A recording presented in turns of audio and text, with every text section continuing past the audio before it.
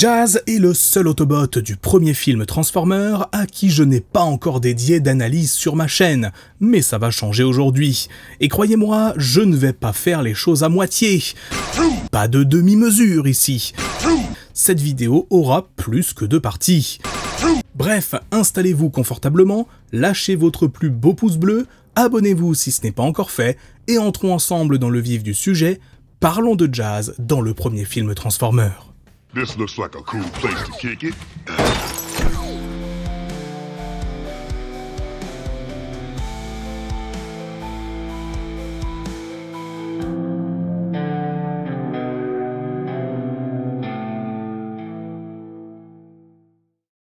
Dès les premières étapes du développement du film de 2007, Jazz était prévu parmi les Autobots. Rien de surprenant dans Transformers G1, il était l'un des principaux personnages, le second Optimus Prime et une figure récurrente de la franchise. Sa présence dans le film allait donc de soi.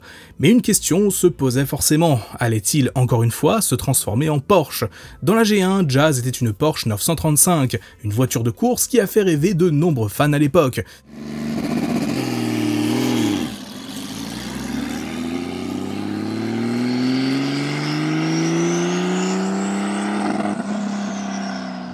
Sauf que, on est au début des années 2000, et Volkswagen, la maison mère de Porsche, refuse catégoriquement toute association avec Transformers. Un dirigeant de la marque avait même déclaré qu'il ne souhaitait pas être lié à une licence qui mettait en avant la guerre et les conflits. Voilà, avec la guerre notamment qui est au centre de l'histoire entre les Autobots et les Decepticons. Peu importe pour eux tout ce qu'il pouvait y avoir autour, c'était non.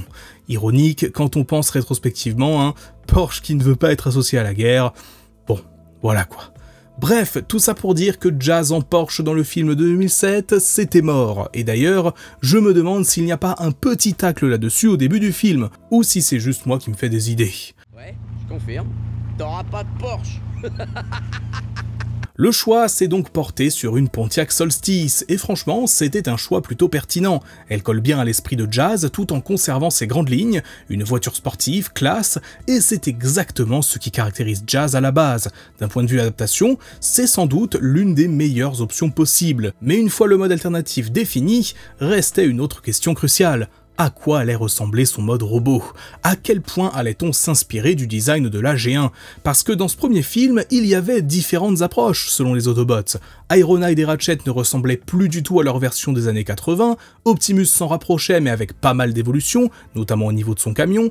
Quant à Bumblebee, il devenait bien plus massif et agressif par rapport au petit robot sympa de 1984. Mais pour Jazz, c'est intéressant de voir qu'il est l'un des seuls dont le design reste clairement inspiré de la G1. On retrouve la calandre de la voiture qui forme son torse, son visage avec ses fameuses lunettes, une forme globale qui, malgré l'esthétique du Bayverse, reste fidèle au design original.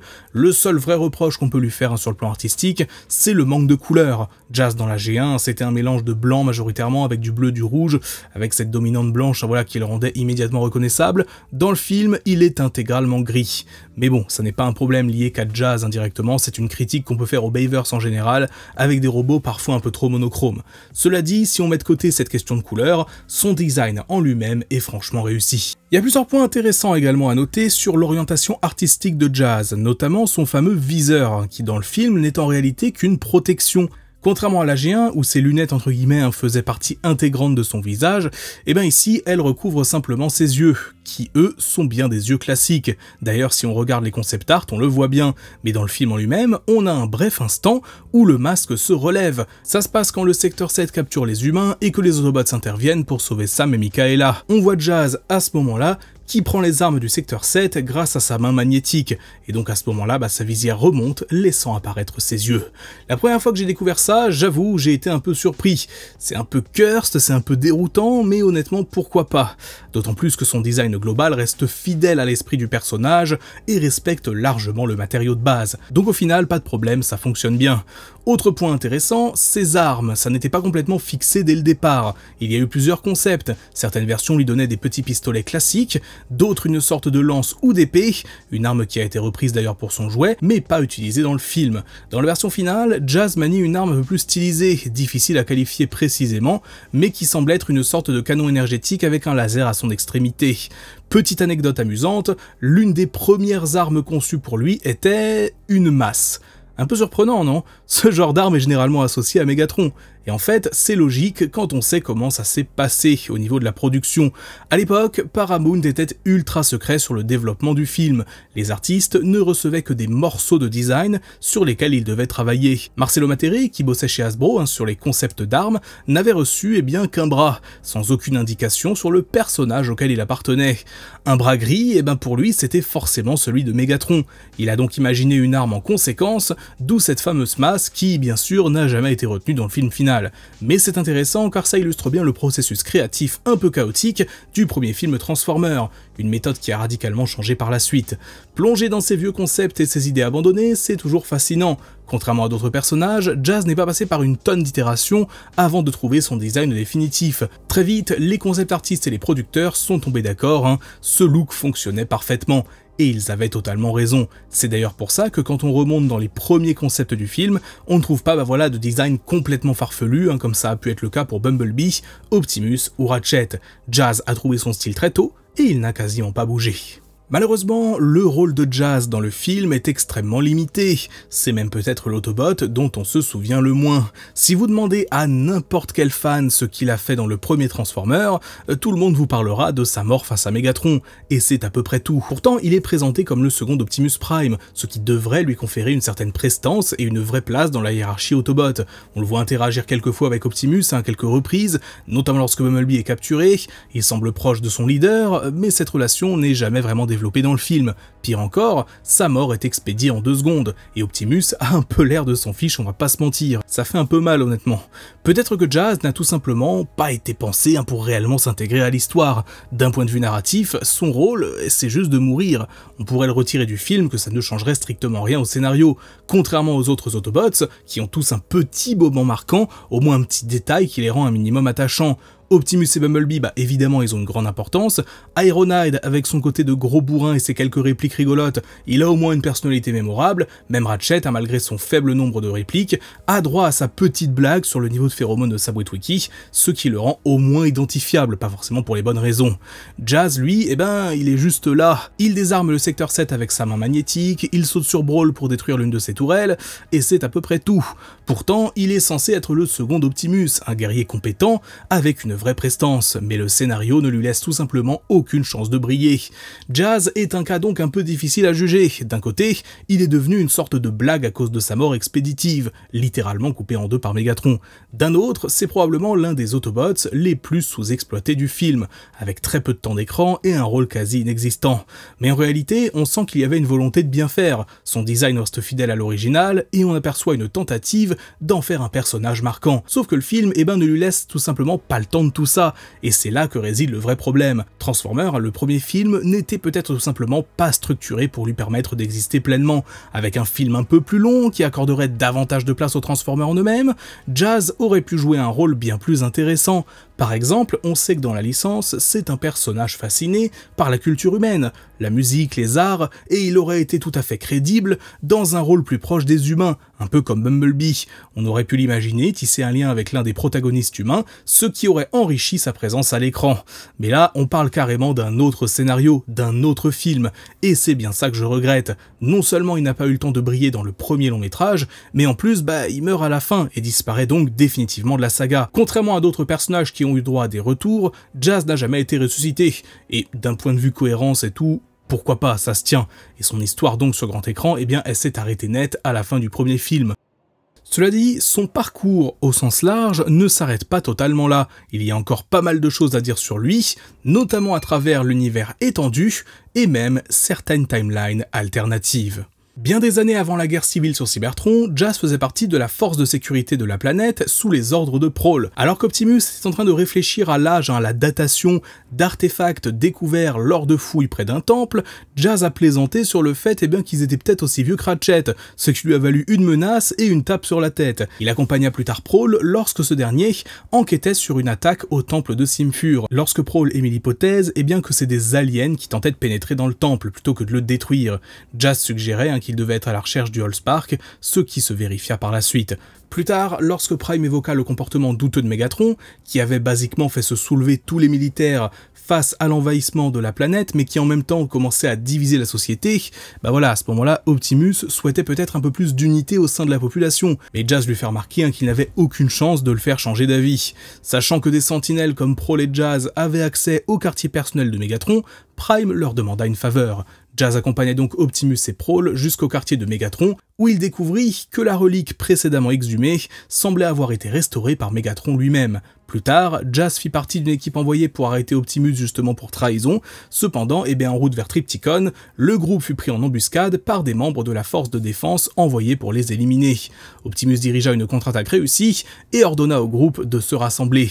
Plus tard, après avoir découvert que Megatron construisait un immense vaisseau spatial pour une raison inconnue, Jazz suggère qu'ils devaient également avoir leur propre vaisseau par précaution. Aux côtés des autres Autobots, il observa de loin le lancement du vaisseau Decepticon, justement, et pendant la guerre civile qui s'ensuivit, il accompagne son chef Optimus dans leur lutte pour la liberté de leur monde. Mais alors que le conflit atteignait son apogée, Optimus décide de lancer le Allspark dans l'espace pour le tenir hors de portée de Megatron et gagner du temps. Bumblebee réussit à détourner l'attention du chef des Decepticons à Tiger Pax, mais fut gravement blessé dans l'opération.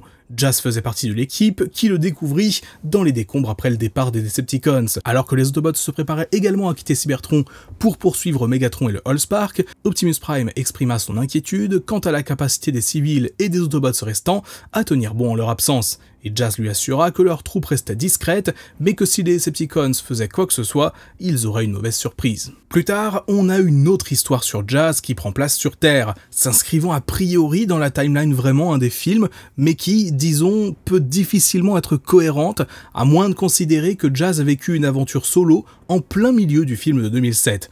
Mais je vais vous la raconter quand même. Sur Terre donc, bien que censé traquer les Decepticons, Jazz roulait dans le désert sur la piste d'une trace d'énergie égarée, suivant basiquement une intuition.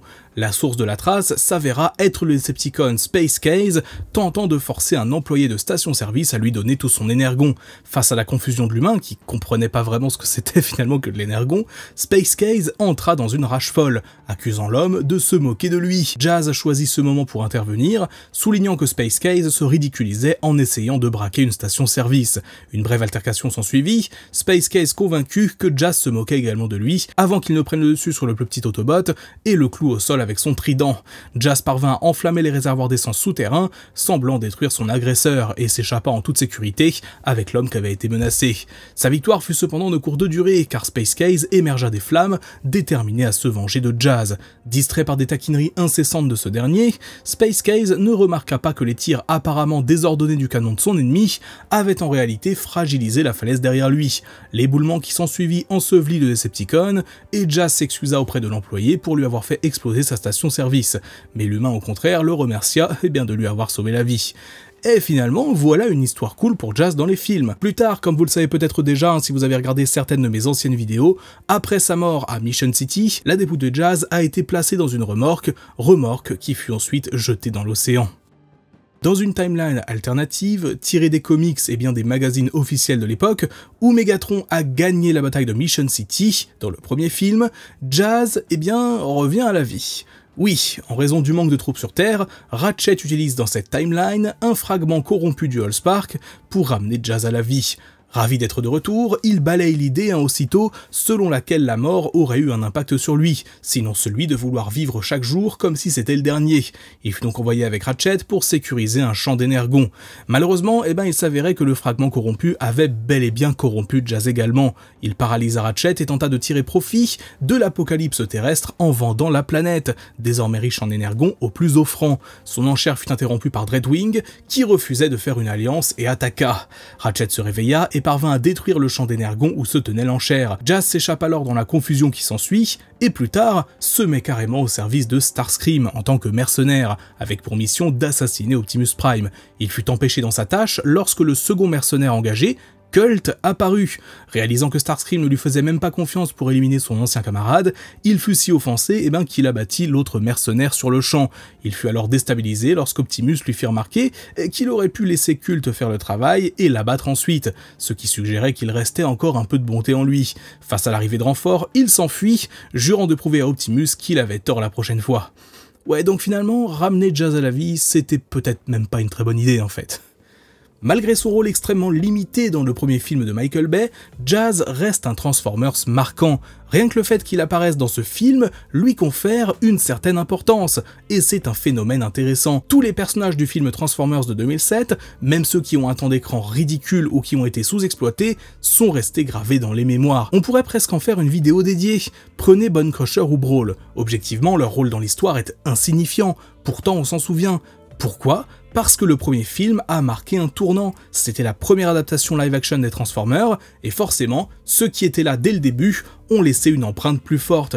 Être le premier, ça aide toujours à être mémorable, et Jazz ne fait pas exception.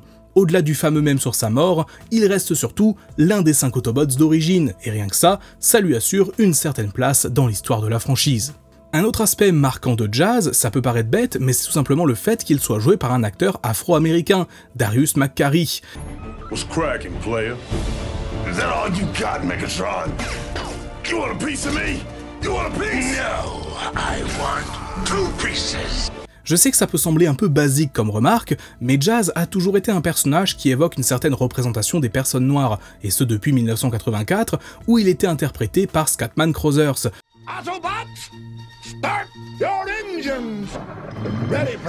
D'ailleurs, cette caractéristique est tellement acceptée de tous et est tellement ancrée dans le personnage qu'elle a carrément fini par être parodiée, notamment dans une série avec Don Cheadle, qui met en avant le fait que Jazz, ce soit un peu le Transformers noir en quelque sorte. But don't just take it from me. Take it from my good friend, the Black Transformer Jazz. What's cracking, my homies? Jazz gets down with the... Mais au-delà de ça, Jazz a aussi eu un énorme impact commercial. Les jouets à son effigie se sont vendus par palette, et ce, pas seulement après le premier film, mais aussi avec les suites. Un jouet de Jazz, ça se vend toujours, même aujourd'hui. Hasbro continue de le produire régulièrement, car il reste un personnage populaire. Et pour ceux qui se demandent, sachez qu'il apparaît même dans des concept art du 3e film, Dark of the Moon. Bien sûr, c'est davantage une simple apparition en arrière-plan, juste histoire d'avoir une référence visuelle, comme un clin d'œil, mais c'est intéressant de voir qu'il a été intégré à ces concepts, même si le personnage en lui-même n'était évidemment plus là à l'écran. Bien qu'étant probablement l'autobot le moins intéressant à l'écran dans le film de 2007, Jazz restera donc pour toujours un bot mémorable. Certains se souviennent de sa classe, bien que brève, d'autres de son mode véhicule, là où c'est finalement plutôt sa mort qui aura marqué les fans au sens large. Une mort qui n'a donc pas fait les choses à moitié.